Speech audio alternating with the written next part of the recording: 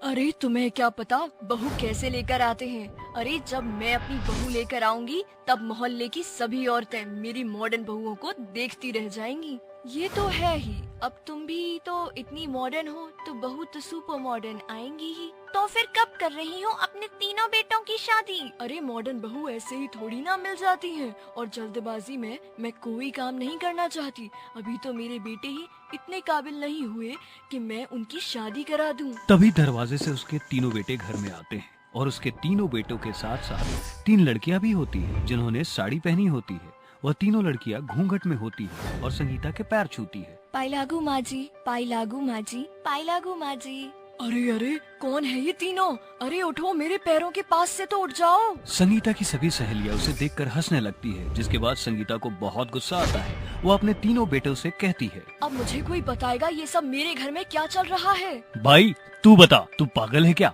हम दोनों तो छोटे हैं, ये बात तो बड़े भैया बताएंगे। माँ को बताओ ना। रजवीर भैया, माँ कुछ पूछ रही है। क्या बताऊं माँ? हम तीनों की पत्नियां हैं। क्या क्या कहा तूने? ये मेरी बहू है? तुम तीनों का दिमाग तो खराब नहीं हो गया? अरे इस तरह शादी कौन करता है? ऊपर से शादी करने के लिए तुम्हें यही लड़कियां मिली थी? माँ, हम अपनी पत्नियों के बिना नहीं रह सकते। हम अपनी पत्नियों को बहुत प्यार करते हैं। हाँ माँ, अब हमारी यही दुनिया है और आपकी बहू भी यही तीनों है और आपको तो खुश होना चाहिए। अब आपकी 3 बहुएं घर में आ गई है आपकी सेवा करने के लिए। हाँ माँ, अब आपकी उम्र भी तो हो गई है, अब आपको घर में आराम करना चाहिए। क्या कहा? मेरी उम्र हो गई है? अरे ये कैसी औलाद है मेरी जो मुझे तो जवानी में ही बूढ़ा बनाकर छोड़ेगी? अरे इतनी सी उम्र में तुमने मुझे सास बना दिया। मुझे तो तुम्हारे ऊपर बहुत गुस्सा आ रहा है। मैं कुछ नहीं जानती। इन गवार लड़कियों को अभी के अभी घर से निकालो। वह तीनों घूंघट में होती है और कहती है, लेकिन माँ जी अब तो हम तीनों ही आपकी बहुएं हैं। माँ जी अब तो इसी घर में हमारी अर्थी उठेगी। माँ पिता कहते हैं कि बेटियों की डोली मायके से उठती है और अर्थी ससुराल से। और माँ जी हम आपको कैसे छोड़ के जा सकते हैं? आप तो हमारी सास हो, आपकी देखभाल करने का तो हमारा पूरा फर्ज। अरे चुप करो तुम तीनों। क्या यह माँ जी लगा रखा है? मैं तुम्हारी कोई सास नहीं हूँ जो तुम मुझे ऐसे बोल रही हो। अभी के अभी तुम तीनों मेरे घर से निकल जाओ। नहीं माँ, ये लड़कियाँ कहीं नहीं जाएंगी। ये इस घर की बहू है और अगर ये घर से निकलेंगी तो इनके साथ उनके पति भी जाएंगे। इसका मतलब तुम इन गवार लड़कियों के लिए अपनी माँ को छोड़ना चाहते हो? नहीं माँ, हम आपको छोड़ना नहीं चाहते, लेकिन आप हमें मजबूर कर रही हैं। आप जानती हो कि हम तीनों इन तीनों से प्यार करते हैं, उसके बाद भी आप हमें इन्हें निकालने के लिए कह रही हैं। संगीता अपने बेटों के प्यार के आगे झुक जाती है, जिसके बाद उसे ना चाहते हुए भी उन गवार लड़कियों को अपने घर में रखना पड़ता है। लेकिन वह तीनों हमेशा घूंघट ही करके रहा करती थी, जिसके चलते एक दिन संगीता उन तीनों से कहती है, अरे वैसे भी तुम इतनी गवार हो, लेकिन तुम हमेशा यह घूंघट क्यों करके रखती हो? क्या तुम्हें थोड़ी भी गर्मी नहीं लगती? अरे वो का है ना माँ जी, हमारी माँ हमका सिखाई थी काहे कछु हुई जाए लेकिन घूंघट तन को भी ऊपर नहीं होना चाहिए। तुम और तुम्हारी गवार बातें। अच्छा सुनो, आज शाम मैंने मेरे बेटों की शादी की पार्टी दी है।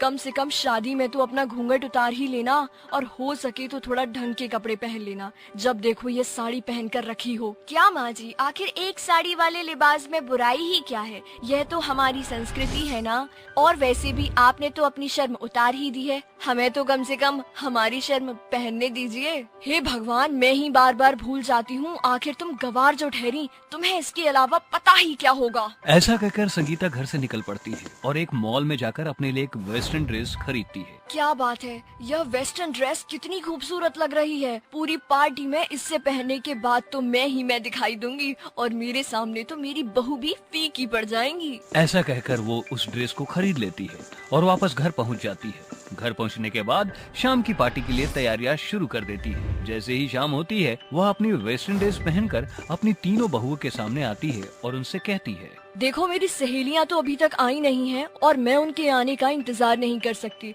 मुझे बस इतना बता दो कि यह गहने इस ड्रेस पर अच्छे लग रहे हैं या नहीं।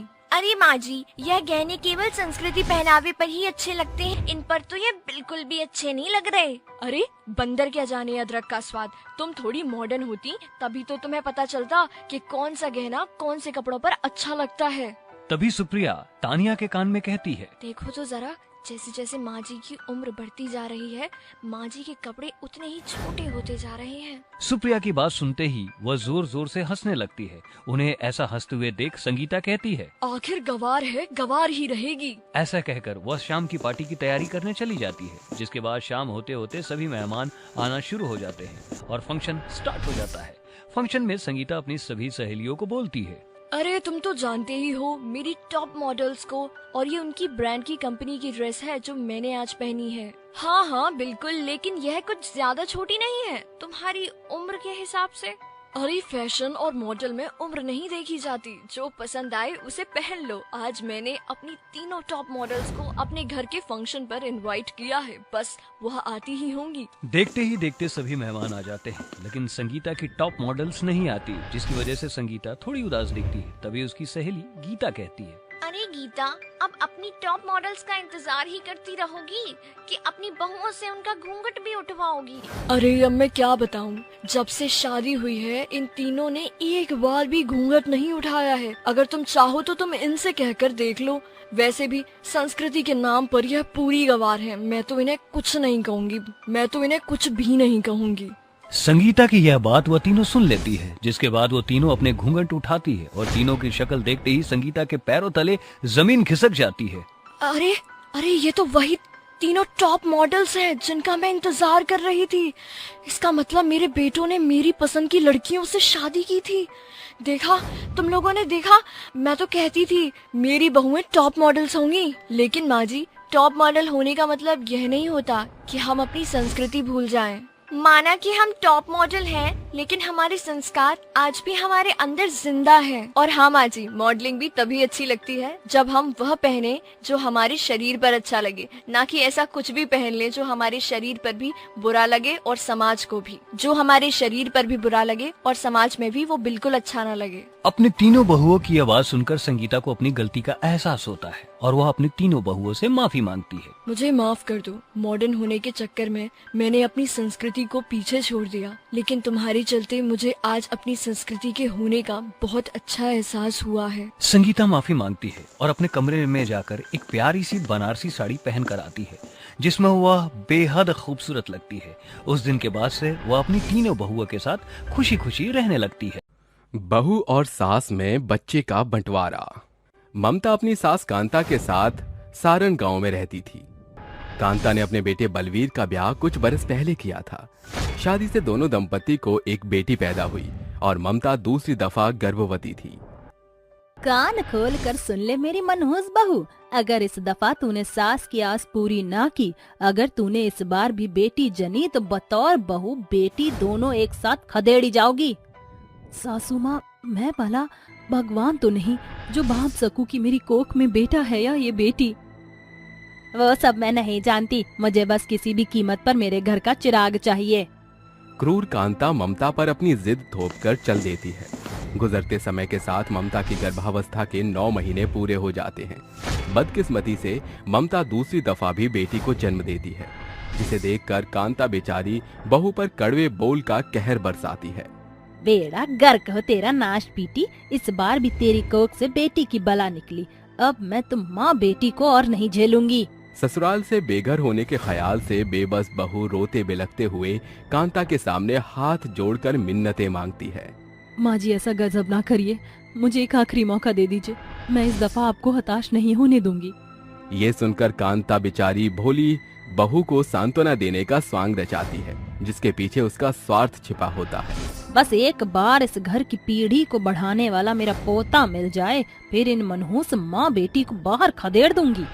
गुजरते समय के साथ ममता पुनः गर्भ धारण करती है और कांता उससे कहती है, सुन मेरी मनहूस बहू, ये अंतिम सुनहरा मौका है। अगर इस बार भी तेरे कोख से बेटे की बजाय बेटी पैदा हुई तो खौलते दूध में तेरी तीसरी बेटी का चौथा करने में क्षण भर भी नहीं लगेगा। ये सुनकर ममता अपने गर्भ को निहारते हुए कहती है, बेटा, अब केवल सासू माँ की आस ही नहीं, बल्कि तेरी बेबस माँ और बहनों की जिंदगी की बागडोर भी तुझसे बंधी है। अपनी माँ की लाज रख लेना मेरे लाल। एकाएक ममता के गर्भ में घनघोर हलचल होने लगती है, मानो उस नन्ही सी जान तक बेबस माँ की पुकार पहुँच गई हो। हर एक गुजरते महीने के साथ ममता की चिंता बढ़ती जा रही थी। ऐसे में उसे भूख प्यास का अभाव ही न होता था। 8 महीने का पड़ाव पार करके ममता अंतिम 9वें महीने में कदम रखती है। खुशकिस्मती से इस बार वो एक बेटे को जन्म देती है। उसकी स्वार्थी सास ममता की बाहों से बच्चा छीनते हुए कहती है, ला दे मेरे पोते को, अब तो माँ बेटियों का यहाँ कोई काम नहीं। अपनी गठरी उठाओ और निकल जाओ मेरे घर से। अब अपने पोते का पालन पोषण मैं करूंगी। ये सुनकर वहाँ खड़ी बूढ़ी दाई लीला कहती है, अरे कांता, एक माँ होकर तू दूसरी माँ को उसके दूध मुँहे बच्चे से अलग कैसे कर सकती है? जब तक शिशु 6 माह का ना हो जाए, जच्चा बच्चा दोनों को बतौर एक दूजे की जरूरत बनी रहती है। अरे लीला, मैं कोई बांझ पकेरू नहीं जो पोते को पाल ना सकूं। अपने बचकाने बेटे का लालन पालन भरसक भली भांति किया था मैंने। माँ जी, 9 माह की दुखदाई पीड़ा को सहन करके मैंने इसे जन्म दिया है और आप चाहती हैं मैं अपने बेटे का बंटवारा कर दूं। 3 बेटियों के बीच ये मुझ बेबस बेसहारा माँ की इकलौती आस है। मैं अपना बच्चा नहीं दूंगी। हाजी माँ जी को समझाओ। माँ, एक सास की नहीं बल्कि माँ के नजरिए से सोचो, कितना मुश्किल है अपने जन्मजात बेटे का किसी और से बंटवारा करना। ठीक है, मैं तुझे अपने पोते के पास आने दूंगी। बदले में मेरी एक शर्त है, ये बच्चा 8 पहर मेरे संग रहेगा। तेरी भागीदारी केवल इसके स्तनपान तक होगी, बस। मुझे मंजूर है। इस बंटवारे के बावजूद मैं अपने बच्चे को भरसक देख तो सकूंगी। इस तरह सास बहू के बीच बंटवारे की शुरुआत होती है। सवेरा होते ही ममता रसोई घर का रुख करती है कि उसे अपने बेटे के बिलखने की आवाज सुनाई देती है। ये तो मुन्ना की रोने की आवाज है। ममता दौड़कर सो रही सास के बगल में बिलखते मुन्ना को उठा लेती है। तभी कांता की नींद खुल जाती है और वो बेरहमी से बेचारी बहू के बाल पकड़कर कहती है, तेरी ये मजाल बिना मेरी इजाजत के मेरे पोते को गोदी में उठाकर पुचकार रही है। माँ जी, मुन्ना कब से रो रहा है, मुझसे रहा ना गया। फरेबी मक्कार, बंद करिए ममतामयी माँ का स्वयं रचना। ला दे मेरे पोते को। क्रूर कांता ममता को जबरन बच्चे से अलग कर देती है। दूर खड़ा बलवीर ये सब देख रहा था, मगर बेटे के रिश्ते ने उसके हाथ बांध रखे थे। सूर्यास्त के संग सांझ की बेला घनघोर रात में घिर जाती है। तभी एक बार फिर बच्चे के रोने की आवाज भर से बेबस बहू सास के दरवाजे पर आ धमकती है। तू फिर मुंह उठाकर चली आई? जब से सवेरे से मेरे पोते ने तेरी मनहूस सूरत देखी है, तब से चुप होने का नाम नहीं ले रहा। माँ जी, मुन्ना भूख से बिलख रहा है, एक दफा उसे मेरी गोदी में दे दीजिए। ये बेबस माँ आपके आगे मिन्नत कर रही है। माँ, मुन्ना का कुमलाई चेहरा साफ तौर से साझा कर रहा है कि ये बेचारा बच्चा भूखा है। हाँ मेरे लाल, अब तू भी बीवी के सुर में लाएगा ही। सुन मेरी बैरन बहू, जल्दी से मुन्ना को दूध पिला और दे इसे। ममता अपने बच्चे को गोदी में लिए अपने कमरे की ओर अग्रसर होती है। दूध पीते ही मुन्ना सो जाता है। समय गुजरता गया, मगर अपने बच्चे के बंटवारे से बेबस माँ ममता सारी रात रोती बिलखती रहती है। मगर कसाई कांता को से कहाँ कोई फर्क पड़ने वाला था। अगली सवेरे कांता बच्चे को नहला रही थी, तभी ममता कहती है, माँ जी, इतनी भोर सवेर शीत की बयार में बच्चे को क्यों नहला रही हैं? इसकी तबीयत बिगड़ जाएगी। अरे नाश पीटी बंद कर अपने बोल बच्चन, जाकर घर बार समेट। आई बड़ी बच्चे पर हक जताने वाली। ना चाहते हुए भी ममता को वहाँ से जाना पड़ता है, मगर कुछ ही देरी के बाद मुन्ना की तबीयत बिगड़ जाती है। ना रो मुन्ना, दादी का दुलारा, चुप हो जा। माँ जी, मुन्ना को मुझे दीजिए। हट परे, तेरी बुरी नजर लगी है मेरे बच्चे को। अरे डायन भी अपना घर छोड़कर वार करती है। मैं तेरे मंसूबे जानती हूँ। बंटवारा के रिस में आकर तू बच्चे के जरिए बदला निकाल रही है। दोनों सास बहू के बीच बच्चे की छीना छानी शुरू हो जाती है। एक ओर कांता बच्चे की बांह खींचती तो दूसरी ओर ममता उसका पाँव। तभी वहाँ बलवीर आ धमकता है। ये सब क्या हो रहा है? अजी, मुन्ना का शरीर बुखार से तप रहा है, उसकी आंख भी चढ़ चुकी है। माँ जी, मेरे बच्चे को मुझे नहीं दे रही। माँ जी, मैं आपके पाँव पड़ती हूँ, मिन्नतें मांगती हूँ, बस कीजिए ये बंटवारा, मेरे बच्चे को मुझे दे दीजिए। क्रूर कांता बेबस बहू को दूर झड़पते हुए कहती है, मुझसे और मेरे बच्चे से दूर हो जा बैरन, जहन्नुम में जाकर मर ताकि बला टले। ये सुनकर बलवीर बोलता है, ठीक है माँ, अब मुन्ना की देखरेख आप करेंगी। मैं अपनी पत्नी और परिवार के साथ आपका घरवार छोड़कर जा रहा हूँ। चलो ममता, चलो बच्चों। बलवीर ममता और अपनी दोनों बेटियों के साथ जैसे ही दरवाजे की ओर बढ़ता है, कांता रोते हुए उसे रोकती है। रुक जा बेटा, अपनी बूढ़ी माँ को छोड़कर मत जा बलवीर, रुक जा बेटा। क्या हुआ माँ? अपने बेटे के दूर जाने भर से देखकर आपका कलेजा कचोटने लगा, जबकि आपका बेटा दुनियादारी देख समझ रहा है। तो सोचिए इस बेबस माँ के दिल पर क्या बीतती होगी जब आपने इसके जन्मजात बच्चे का बंटवारा कर दिया। मैंने बीते महीनों इस माँ को तिल तिल के मरते देखा है। बहू मुझे माफ कर दे, शायद बढ़ते बुढ़ापे में तेरी बूढ़ी सास सठी आ गई थी, ये सोचा ही नहीं। जब मैं अपने सयाने बेटे से क्षण भर भी दूर ना रह सकी तो इतने दिन इस दुधमुहे बच्चे से दूरी तेरे लिए कितनी दुखदाई होगी। स्वार्थ में आकर मैं भूल गई थी कि माँ के साए से महफूज संसार में कोई स्थान नहीं। ये ले बहू, संभाल अपने लाल को। मेरा मुन्ना, मेरे जिगर का टुकड़ा। माँ जी शुक्रिया। बच्चे को बाहों में भरते ही उस बेबस माँ की आंखों से खुशी का बदरा बरस पड़ता है और सास बहू में हुआ बच्चे का बंटवारा हमेशा के लिए खत्म हो जाता है। सूरज, सूरज देखो, तुम बहुत तेज गाड़ी चला रहे हो। इतनी तेज गाड़ी मत चलाओ, बारिश हो रही है, हमें नुकसान पहुंच सकता है। सूरज बहुत तेज गाड़ी चला रहा होता है और दूसरी तरफ एक हाथ में शराब की बोतल लेकर दारू पी रहा होता है। नहीं नहीं, आज मैं ये गाड़ी धीरे नहीं करूंगा, चाहे कुछ भी हो जाए। तुम मुझे समझती क्या हो? जब देखो अपनी मनमानी करती हो। मुझे तो तुमने कभी अपना समझा ही नहीं। मैं तुम्हारे आगे हाथ जोड़ती हूँ, ऐसा मत करो। देखो हमारे साथ हमारा बेटा राघव भी गाड़ी में है। सोचो अगर कुछ अनहोनी हो गई तो हमारे बेटे का क्या होगा? अच्छी बात है ना, आज हम पूरा परिवार एक साथ है, जिएंगे तो एक साथ, मरेंगे तो एक साथ। तुम्हें कैसे समझाऊं मैं? मुझे तुम्हारा किसी और से बात करना बिल्कुल भी पसंद नहीं है। ऊपर से तुम क्लब में नाचती भी हो। मुझे तुम्हारा ये काम बिल्कुल पसंद नहीं है। मैं तुम्हारे आगे हाथ जोड़ती हूँ, भगवान के लिए गाड़ी रोक दो। मैं अपना काम हमेशा के लिए छोड़ दूंगी। हम तीनों अपनी जिंदगी नई सिरे से शुरू करेंगे। नंदिनी के इतना कहते ही सूरज शांत हो जाता है, जिसके बाद सूरज गाड़ी के ब्रेक मारने की कोशिश करता है, लेकिन ब्रेक अचानक से फेल हो जाता है और वो घबरा जाता है। अरे ये क्या, ब्रेक क्यों नहीं लग रही? लगता है ब्रेक फेल हो गया। अब मैं क्या करूं नंदिनी, अब मैं क्या करूं? मुझे कुछ समझ नहीं आ रहा। नंदिनी बहुत बुरी तरह रोने लगती है। सूरज किसी तरह गाड़ी को रोकने की कोशिश करता है, लेकिन इतनी स्पीड की वजह से उनकी गाड़ी खाई में गिरने वाली होती है। तभी खाई में गिरने से पहले नंदिनी कार का दरवाजा खोलकर अपने बेटे राघव को बाहर धकेल देती है, जिसके बाद नंदिनी और सूरज कार के साथ खाई में गिर जाते हैं। वहीं दूसरी तरफ गाड़ी से गिरने की वजह से राघव के सिर पर चोट लग जाती है और वो वहीं गिरकर बेहोश हो जाता है। अरे अरे, ये बच्चा किसका है जो यहाँ खाई के पास पड़ा है? हे भगवान, ये कैसे लोग हैं? इन्हें जरा भी अपने बच्चों की फिक्र नहीं होती। ऐसे माँ बाप को तो खाई में गिरकर मर ही जाना चाहिए। गांव की कुछ औरतें सुबह के वक्त राघव को चारों तरफ से घेर कर खड़ी हो जाती हैं और उसे देखने लगती हैं। तभी राघव की आंखें खुलती हैं और वो अपने चारों तरफ औरतों को देखकर रोने लगता है। मम्मी, मम्मी डैडी, कहाँ हो आप? मुझे छोड़कर आप लोग कहाँ चले गए?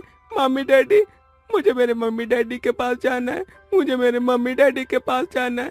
उस बेचारे बच्चे को रोता हुआ देख कंचन से रुका नहीं जाता और वे उसे चुप कराने की कोशिश करती हैं। देखो बेटा, रोने की कोई समस्या नहीं है। बताओ तुम्हारे साथ क्या हुआ था? आखिर तुम्हारे मम्मी डैडी तुम्हें यहाँ छोड़कर क्यों गए? सूरज रोते हुए कंचन को रात में हुई पूरी वारदात के बारे में बताता है, जिसे सुनते ही कंचन अपने दिल पर हाथ रख लेती है, जिसके बाद वो राघव को गले से लगाकर कहती है, चिंता मत करो बेटा, सब कुछ ठीक हो जाएगा, मैं तुम्हारे साथ हूँ। कंचन उसे सबसे पहले पुलिस थाने लेकर जाती है, जहाँ वो उसके माता पिता के बारे में बताती है। तभी वो पुलिस वाले से कहती है, साहब, इस बच्चे के साथ बहुत बुरा हुआ है। ये बच्चा बहुत डरा हुआ है, ऊपर से इसका इस दुनिया में कोई नहीं। अगर आप इसे अपने पास रखोगे तो पता नहीं ठीक से खाना भी खा पाएगा या नहीं। क्या मैं इसे अपने साथ ले जा सकती हूँ? मैं इसका अच्छे से ख्याल रखूंगी और जब आप कहोगे तो मैं इसे आपके पास ले आऊंगी। आजकल ऐसे लोग देखने को ही नहीं मिलते जिनके अंदर इंसानियत हो। तुम इस बच्चे को अपने साथ ले जाना चाहती हो तो ले जाओ, लेकिन इसका अच्छे से ख्याल रखना। कंचन राघव को अपने साथ अपने घर ले आती है, जहाँ वो अपनी बहन सुषमा के साथ रहती थी। सुषमा जैसे ही राघव को देखती है वो कंचन से कहती है, अरे अरे, ये किसको लेकर आई है तू घर के अंदर? ना कोई जान ना कोई पहचान। मैंने इस बच्चे को कभी अपनी खोली में तो कहीं नहीं देखा था। कंचन सुषमा को राघव के बारे में सब कुछ बताती है, जिसे सुनते ही सुषमा कहती है, अरे ये घर है, कोई धर्मशाला नहीं। जहाँ जो चाहे मुंह उठाकर चले आए। सुषमा बहुत गुस्सा होती है, लेकिन कंचन किसी तरह उसे मना लेती है, जिसके बाद कंचन राघव को अपने साथ रखती है और उसका अच्छे से ख्याल भी रखती है। ऐसे ही धीरे धीरे कुछ दिन बीत जाते हैं और एक दिन राघव खोली के बच्चों के साथ खेल रहा होता है। तभी एक नुपुर नाम का लड़का उसे जोरदार धक्का दे देता है। राघव रोने लगता है। सुषमा उसे दूर खड़े देख लेती है। अरे ओ कुंती बहन, जरा बाहर तो निकल, देख तो सही तेरा बेटा क्या कर रहा है। अरे क्या हुआ, क्यों चिल्ला रही है सुबह सुबह? अपने बेटे को समझा ले। आइंदा अगर मेरे बेटे को इसने जरा सा भी हाथ लगाया तो मैं इसका हाथ तोड़कर इसके हाथ में दे दूंगी। आहा, आई पड़ी बेटे वाली। अरे तेरे जैसी बांझ को कभी बेटा हो सकता है क्या? पता नहीं किसका गंदा खून लेकर आई है अपने घर में और अपना बेटा बना रही है इसे। इजा इला, तेरी इतनी हिम्मत कि तू मेरे परिवार को नाजायज बताए। रुक, तुझे तो मैं अभी बताती हूँ। सुषमा राघव के लिए कुंती से लड़ने लगती है और उसके बाल पकड़कर खींचती है और उसको बहुत मारती है। ये सब कंचन दूर खड़ी देख रही होती है, जिसे देखते ही उसकी आंखों में आंसू आ जाते हैं। सुषमा दीदी चाहे कितना भी हम दोनों के ऊपर गुस्सा निकाल ले, लेकिन कहीं ना कहीं वो भी राघव को बहुत पसंद करती हैं और उसे अपना बेटा समझती हैं। उस दिन के बाद से राघव को कोई कुछ नहीं कहता। सब बच्चे उसके साथ आराम से खेलते हैं। वहीं दूसरी तरफ राघव भी ये समझ गया था कि सुषमा उसे प्यार तो करती है, लेकिन जताती नहीं। धीरे धीरे कंचन उसे स्कूल में डाल देती है। एक दिन राघव स्कूल के लिए तैयार होकर नाश्ता कर रहा था। अरे ओ कंचन, अपने इस बेटे को कुछ खिलाती भी है या बस ऊपर ऊपर का प्यार करती है?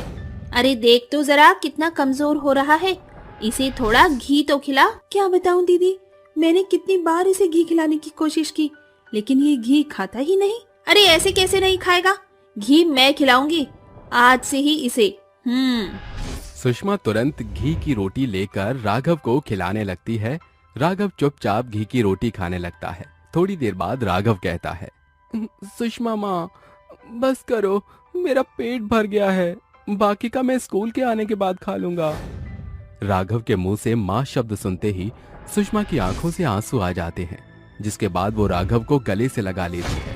बेटा, बस एक बार और मुझे माँ कहकर पुकार।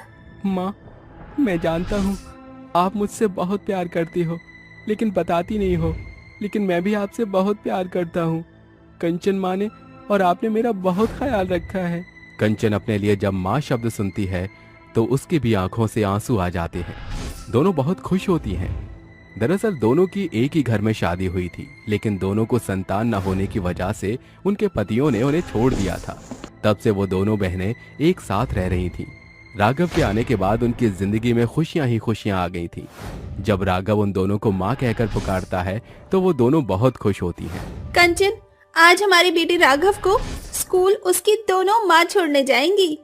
कंचन और सुषमा दोनों मिलकर राघव को स्कूल छोड़ने जाती हैं। पहले राघव की सिर्फ एक माँ थी जो एक हादसे में मर गई, लेकिन उस हादसे के बाद राघव को 2 सौतेली माँ मिली, जिन्होंने माँ होने का पूरा फर्ज निभाया। देखते ही देखते राघव बड़ा हो जाता है और पढ़ लिख कर कलेक्टर बन जाता है, जिसके बाद वो अपनी दोनों माँओं के साथ खुशी खुशी रहने लगता है। जब ऊपर वाला एक दरवाजा बंद करता है तो उसके साथ दूसरा दरवाजा भी खोलता है। चुड़ैल दादी की भूखी नन्ही चिड़िया। चमनपुर गांव में एक बूढ़ी गरीब औरत अरुणा अपनी अकेली झोपड़ी में रहती थी। उसके बहू बेटे उसे छोड़कर शहर में बस चुके थे। ऐसे ही एक दिन सुबह झाड़ू लगाकर वो कहती है, अरे बाप रे बाप, मेरी कमर, अब तो मुझसे झाड़ू भी नहीं लगाया जाता झुककर।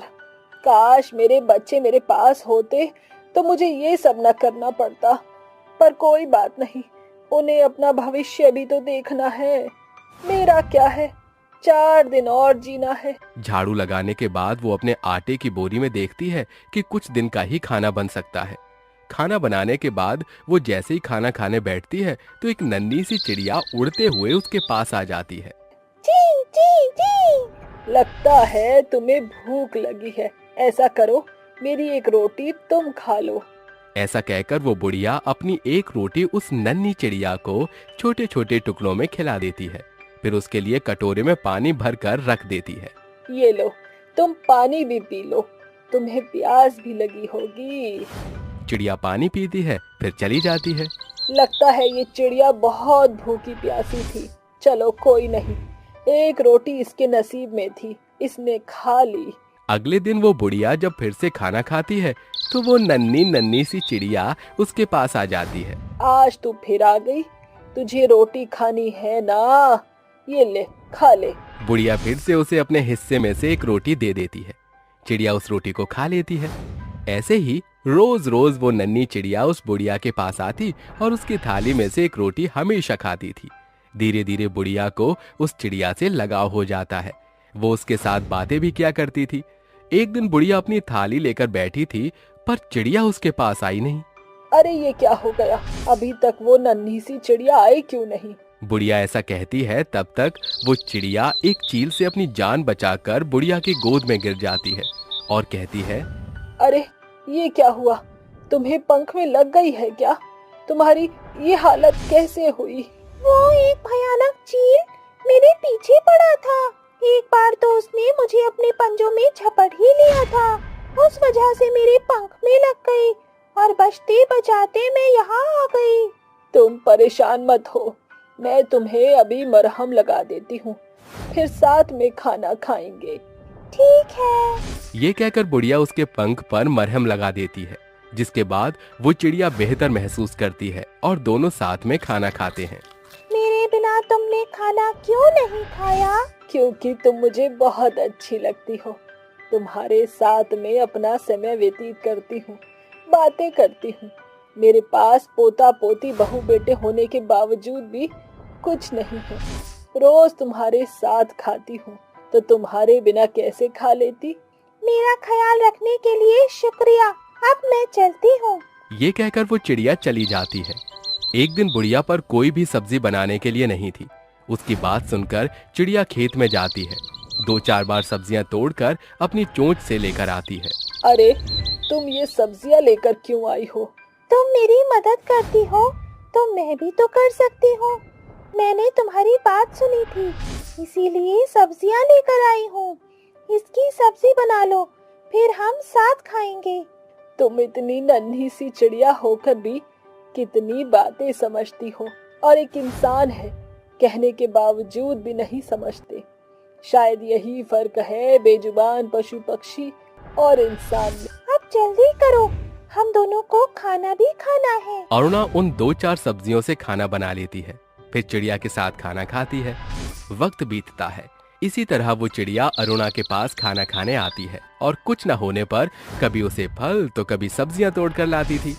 एक दिन जब चिड़िया वापस आती है तो उसे वो बुढ़िया मरी हुई पाती है और उसने चिड़िया के लिए एक थाली में खाना बनाकर भी रखा हुआ था। अरे ये क्या, तुम तो मुझे छोड़कर हमेशा के लिए चली गई, और ये क्या, मेरे लिए खाना भी बनाया हुआ है। शायद तुम मेरा इंतजार कर रही थी, उसी वक्त तुम्हारी जान चली गई। अब मैं तुमसे कैसे बातें करूंगी? मुझे खाना कौन खिलाएगा? अरुणा को मृत देखकर वो उसकी गोद में जाकर बैठ जाती है और रोने लगती है। 4 दिन बीत जाते हैं। वो चिड़िया रोज बुढ़िया की झोपड़ी में आया करती थी, ये सोचकर कि उसे खाना मिलेगा, पर उससे खाना कोई नहीं देता। 5वें दिन वो चिड़िया फिर से आती है तो देखती है, अरे आज तो खाना बना हुआ है, पर कैसे? वो दादी तो चली गई है। तभी अरुणा चुड़ैल बनकर उसके सामने आती है और कहती है, तुम मुझे भूल तो नहीं गई नन्ही चिड़िया? मैंने तुम्हारे लिए खाना बनाया है, आओ हम साथ में खाएंगे आज भी। अरे तुम वापस कैसे आ सकती हो? तुम्हारा मोह ऐसा था कि मुझे तुम्हारे लिए आना ही पड़ा। तुमने 4 दिन से कुछ खाना नहीं खाया ना, इसीलिए मैंने खाना बना दिया। आओ अब साथ बैठकर खाना खाएंगे। मुझे तो यकीन ही नहीं हो रहा है। कर लो यकीन। ये कहते ही चुड़ैल दादी नन्ही सी चिड़िया के साथ खाना खाती है। इसी तरह चिड़िया रोज उसके पास आती है और चुड़ैल दादी रोटी बनाकर उसे खिलाती है। तुम्हारे आने से अब मुझे बहुत अच्छा लगता है। ऐसा लगता है कि मेरा कोई है। हाँ, मुझे भी तुम्हारे आने से यही लगता है, वरना मैं बहुत अकेली थी। मैं कुछ दिनों से देख रही हूँ तुम बहुत निराश रहती हो। आखिर क्या बात है जो तुम अभी भी दुखी हो? जो हो नहीं सकता उसे क्या बताऊं? फिर भी मुझे बताओ, क्या बात है? दरअसल मैं अपने पोते पोतियों को बहुत याद कर रही हूँ। मेरी इच्छा थी कि मैं उनसे मिल लूं, पर वो तो आए नहीं और मैं अकेले जा नहीं सकती हूँ। उन्हें ये भी नहीं पता कि मैं मर चुकी हूँ। तुम फिक्र मत करो, मैं तुम्हारे पोते पोती और बहू बेटों को यहाँ लाऊंगी। बस तुम मुझे ये बता दो कि वो कहाँ रहते हैं। वो दिल्ली शहर के द्वारका में रहते हैं, पर तुम उन्हें लाओगी कैसे? रुको, तुम्हें शक्तियाँ देती हूँ जिससे तुम जल्दी और अपना विशाल रूप पर बिठाकर उन्हें ला सकती हो। ऐसा कहकर चुड़ैल दादी उसे शक्तियाँ प्रदान करती है, जिसके बाद वो उसके पोते पोतियों को लेने पहुँच जाती है और कहती है, सुनो रीना और पंकज, मैं तुम्हारी दादी के बारे में कुछ बताना चाहती हूँ। वो तुम्हें बहुत याद कर रही है और तुम्हारे माता पिता को भी, और अब वो इस दुनिया में नहीं रही। उनकी आत्मा ने मुझे बताया है कि वो तुमसे मिलना चाहते हैं, इसीलिए मैं तुम्हें लेने आई हूँ। इसीलिए आप सब चलो मेरे साथ। क्या दादी इस दुनिया में नहीं रही? हमसे कितनी बड़ी गलती हो गई। ये तो गजब हो गया, हमें माँ के पास अभी जाना होगा। मैं तुम सबको लेकर चलती हूँ। ये कहते ही जादुई चिड़िया विशाल रूप में आकर उन्हें अपने ऊपर बिठाकर चुड़ैल दादी तक ले जाती है। तभी चुड़ैल दादी अपने परिवार को देखकर कहती है, अरे बच्चों, तुम आ गए। कब से तुम्हारी राह देख रही थी कि तुम एक दिन आओगे। माँ जी हमें माफ कर दीजिए, हमें आने में देरी हो गई। प्लीज आप हमें छोड़कर मत जाइए। हाँ माँ, देखो तुम्हारे पोते पोतियाँ भी तुम्हारे साथ यहाँ रहने आए हैं। शुक्रिया प्यारी चिड़िया, तुम्हारी वजह से मैं अपने बच्चों से मिल पाई। मैं बहुत खुश हूँ। मैं तुम्हें ऐसे देख पा रही हूँ, गले मिल पा रही हूँ। पर सच तो ये है बच्चों कि अब मैं नहीं रही। काश तुम मेरे अकेलेपन में आ सकते तो 4 यादें और जोड़ लेती। माँ हमें माफ कर दीजिए, पर प्लीज हमें छोड़कर मत जाइए। अरुणा के ऊपर एक रोशनी आती है और वो कहती है, तुम्हें पता है नीली रोशनी मुझ पर क्यों आ रही है? क्योंकि मेरे जाने का समय हो गया। अब तुम सब अपना ख्याल रखना। नहीं नहीं चुड़ैल दादी, आप हमें ऐसे छोड़कर नहीं जा सकती हैं। मुझे रोज खाना कौन देगा? दादी हम आपके साथ खेलना भी चाहते हैं। दादी हमें छोड़कर मत जाओ। माँ मत जाओ ना। बेटा, प्रकृति के नियम को बदल तो नहीं सकते ना। और चिड़िया रानी, तुम परेशान मत हो, मेरे बच्चे तुम्हारा बहुत अच्छे से ख्याल रखेंगे। मत जाओ दादी। चिड़िया और बाकी सभी बहुत रोते हैं और अपने बच्चों से मिलने के बाद अरुणा को मोक्ष प्राप्त हो जाता है और वो नन्ही चिड़िया अब अरुणा के बहू, बेटे, पोते पोतियों के साथ रहती। राजा की काली प्रेग्नेंट बहू। तर्शीश में बसे इंद्रप्रस्थ साम्राज्य के राजा रणजीत सिंह से उसकी प्रजा बेहद प्रसन्न थी। एक दिन राजा अपने पुत्र नरेश से कहते हैं, पिताश्री, आपने मुझे पुकारा? हाँ युवराज नरेश, अब आप सयाने हो चुके हैं। आपके विवाह के लिए सैकड़ों प्रस्ताव आ चुके हैं। हमने आपके खातिर मगध के राजा अग्रसेन की पुत्री अपराजिता का चयन किया है। एक स्त्री में होने वाले सभी गुण उसमें शामिल हैं। वो रूपवती और गुणवती दोनों है। राजा नरेश बिना कोई आपत्ति जताए पिता के फैसले के आगे सर झुका देते हैं। कुछ ही दिनों के बाद राजा के बेटे नरेश और अपराजिता की शादी हो जाती है। सर से पांव तक दुल्हन के लिबास में सजी रानी अपराजिता का दूधिया शरीर हीरे के समान चमक रहा था। राजा रंजीत सिंह कहते हैं, अपराजिता बहू, तुम हमारी बहू नहीं बल्कि इस महल की महारानी, यहाँ की रौनक हो। इस पूरे नगर में राजा रंजीत सिंह के बहू जैसी सुंदर स्त्री और कोई नहीं है। राजा रंजीत सिंह की बातों में अपराजिता को रंग के प्रति एक बड़ा भेदभाव दिख जाता है। शादी की सेज पर बैठी रानी अपराजिता के मन में सैकड़ों सवाल उठ रहे थे। पता नहीं, पर पिताश्री के वार्तालाप में रंगभेद की कूटनीति दिखाई पड़ रही थी। जब पिता का आचरण ऐसा है तो पुत्र का कैसा होगा? अपराजिता ऐसा कह ही रही थी कि अचानक कमरे में राजा नरेश आकर कक्ष का किवाड़ भीतर से बंद करके कहते हैं, क्या हुआ रानी अपराजिता? आपके मुख पर ये कैसा प्रश्न चिन्ह पड़ा हुआ है?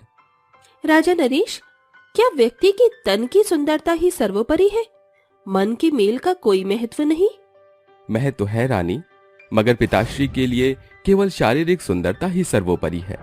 किंतु मधुरता हर एक बुरे इंसान को बदलाव दे सकती है। इंसान को उसकी शारीरिक सुंदरता नहीं बल्कि उसका भला आचरण खूबसूरत बनाता है। राजा नरेश की ये बात सुनकर अपराजिता कहती है, मुझे तो आभास ही नहीं हो रहा कि आपके और पिताश्री के बीच रक्त संबंध है, क्योंकि आपके और उनके विचार एकदम पूर्व और पश्चिम के नाई हैं। मगर मुझे इस बात का घमंड है कि मैं आप जैसे राजा की अर्धांगिनी हूँ। इसके बाद राजा नरेश और रानी अपराजिता सुनहरा समय साझा करते हैं, मगर किसे पता था कि अब जो होने वाला था वो बेहद अलग था। सवेरे जैसे ही रानी अपराजिता खुद को शीशे में निहारती है, वो बेहद भयातुर हो जाती है। वो देखती है कि सर से पांव तक उसका सुंदर शरीर काले कोयले के समान हो चुका है। बदले बदसूरत रूप को देखकर रानी रोने लगती है। उनकी सिसकियां पूरे महल में सन्ना उठती है। ये कैसे हो गया? मेरा सुंदर स्वरूप श्यामल कैसे हो गया? अचानक राजा रंजीत सिंह वहां पधारते हैं और बहू का बदला हुआ काला चेहरा देखकर रोष में आकर कहते हैं, बहू रानी, ये क्या? तुम्हारा कंचन मुख काली बद्रा में कैसे बदल गया है? राजा रंजीत सिंह की बहू काली, ये हमें कदापि मंजूर नहीं। रानी अपराजिता के मन में सैकड़ों सवालों के सैलाब उमड़ रहे थे। अपनी बदसूरती को लेकर उनकी आंखों में बदरा बरस रही थी। ऐसे में काले रूप को लेकर ससुर के कड़वे बोल उनके मन को घायल करने में बाण का काम कर रहे थे। राजा अग्रसेन ने हमारे संग छल किया। उनकी बेटी का सुंदर स्वरूप महज एक मिथ्या थी। सौंदर्य प्रसाधन के सहारे उन्होंने अपने काली बेटी को हमारी बहू बनाकर भेजा।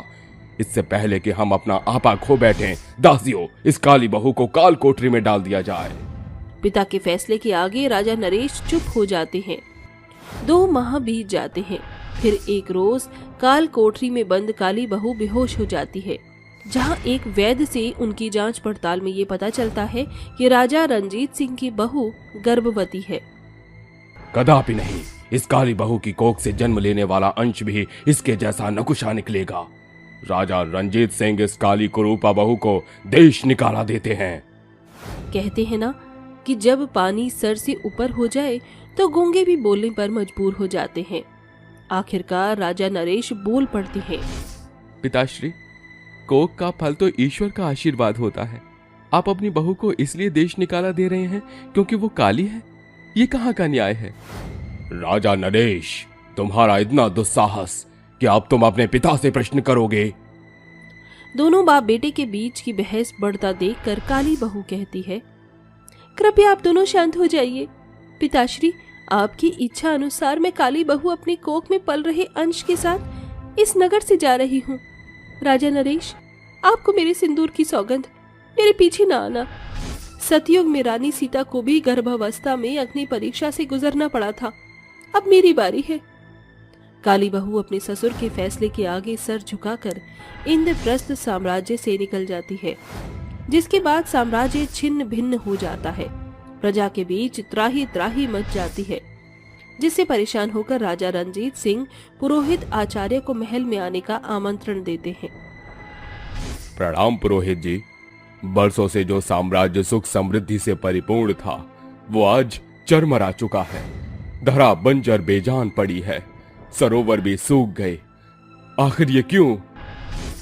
जो बोया है ये उसकी कटनी है, करनी होगी राजा। इस साम्राज्य पर एक साम्री स्त्री का श्राप है। ये सुनकर राजा रंजीत सिंह बीते दिनों में खो जाते हैं। राजा रंजीत सिंह हाल ही में राजगद्दी पर बैठे थे। उनके महल में सैकड़ों दासियां थीं। उनमें से एक थी भागीरथी की पुत्री भार्गवी। वो बेहद सांवली थी, मगर उसका नयन नक्श तजोमय था। वो निस दिन महल में पानी पहुंचाती थी। वासना में लिपटे राजा ने भार्गवी को अपनी शारीरिक भोग विलास का साधन बनाया। भार्गवी के गर्भवती होने की खबर जब उसकी माँ भागीरथी को जान पड़ती है तो वो कहती है, भार्गवी, तुम्हारी कोख में किसका अंश है? बोलो भार्गवी, इससे पहले कि देर हो। वो कपकपाती जुबान से कहती है, राजा रंजीत सिंह। भागीरथी भार्गवी को लेकर राजा रंजीत सिंह के महल में आती है। राजा उसे एकांत में बात करते हैं। राजा, मेरी भार्गवी पेट से है। आप पिता बनने वाले हैं। मेरी बेटी को स्वीकार कर लीजिए। राजा उन्हें सोने की अशर्फी से भरी पोटली पकड़ाते हुए कहते हैं, रात के अंधियारे और दिन के उजियाले का कोई मेल नहीं। तुमने सोचा भी कैसे मैं तुम्हारी काली बेटी मेरी पत्नी बनने योग्य है? ये लो और जल्दी बनो। ऐसा न कहिए महाराज, मेरे कालेपन की सजा मेरे कोख को मत दीजिए। हमारे समाज में बिना पिता के पुत्र जनने वाली सामरी स्त्री को नगर वधू बनना पड़ता है। तो फिर बन जाओ नगर वधू, इससे लोगों का मनोरंजन तो होगा। ये सुनकर गर्भवती भार्गवी रोक्ष में आकर कहती है, महाराज रंजीत सिंह, तुमने मेरे कालेपन के कारण मेरी काया और कोख दोनों पर कालिख पोती है। मैं सामरी स्त्री तुम्हें श्राप देती हूँ कि तुम्हारे पुत्र की संगनी विवाह के पहली रात सुहाग की सेज पर ही काली बहू बनकर गर्भवती होकर डगर डगर भटकेगी। पिता के पापों की कटनी पुत्र पर पड़ती है। राजन, उस स्त्री के श्राप से ही तुम्हारी बहू बहुत काली बन गई है। इस श्राप का कोई तो समाधान होगा। है, तुम्हें उस सामरी स्त्री और उसके पुत्र को स्वीकार करना होगा, जिसके पश्चात तुम्हारी काली बहू अपने असली अक्ष में आ जाएगी। राजा स्वयं अपने घोड़े पर सवार होकर साम्राज्य की सीमा में जाते हैं। अंत में उन्हें इंद्रप्रस्थ के जंगल में एक कुटिया दिखाई देती है, जहां उनकी काली बहू और भार्गवी एक साथ दिखती हैं। पिताश्री, आप यहाँ? पुत्री, क्या तुम इस उद्दंड राजा को जानती हो? ये मेरे ससुर है।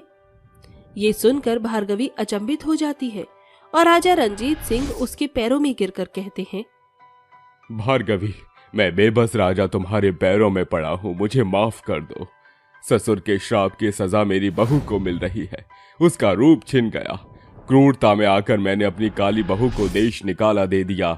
ये सोचा ही नहीं कि मेरे ही कर्मों की सजा मेरी काली बहू को मिल रही है। राजा का बदला मन देखकर बूढ़ी भार्गवी कहती है, तुमने अपने पापों का पश्चाताप कर लिया, मैं तुम्हें माफ करती हूँ। इसी के साथ काली बहू का स्वरूप सुंदर हो जाता है और राजा सामरी स्त्री को पूरे साम्राज्य के सामने अपनी पत्नी का पद देते हैं। इसी के साथ राजा की काली बहू की ये कहानी यहीं समाप्त होती है। पौराणिक विद्वानों के अनुसार पूर्वजों के पापों की सजा भावी पीढ़ी को भुगतनी पड़ती है, जो 100% सत्य है।